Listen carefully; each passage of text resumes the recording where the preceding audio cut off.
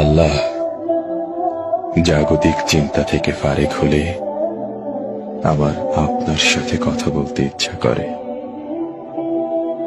অথচ কোলাহল পেলেই আমি আপনাকে ভুলে যাই।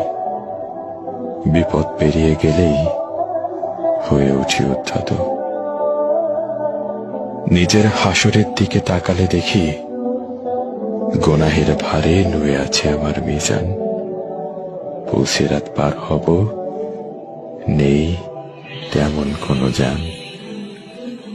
আল্লাহ, গুনাহ করলেও আমি আপনাকে ভালোবাসি। পাপী হৃদয়েও অনুভব করি শুদ্ধতার অনুতাপ। আপনার সাথে আমার কথা বলতে ইচ্ছে করে।